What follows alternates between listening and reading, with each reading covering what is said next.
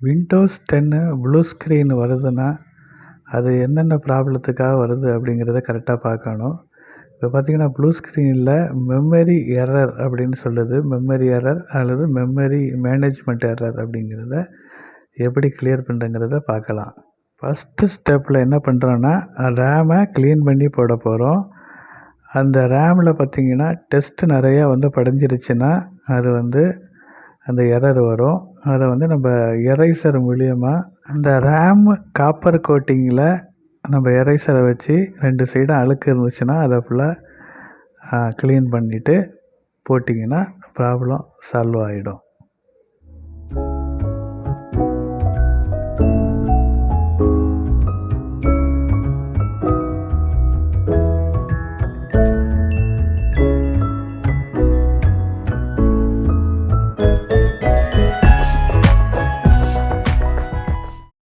ரெண்டாவது ஸ்டெப் பார்த்தீங்கன்னா, new ரேமை install பண்ணுறோம்.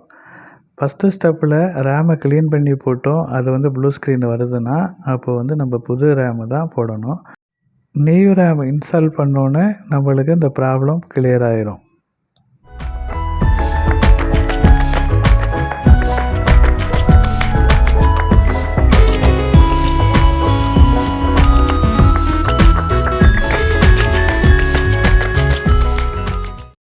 மூணாவது ஸ்டெப்பில் பார்த்தீங்கன்னா, இந்த 2 ஸ்டெப்பும் பண்ணியுமே அது சரியாகலைன்னா, அடுத்தது கிராஃபிக்ஸில் இஷ்யூ இருக்கிறதுக்கு சான்ஸ் இருக்குது.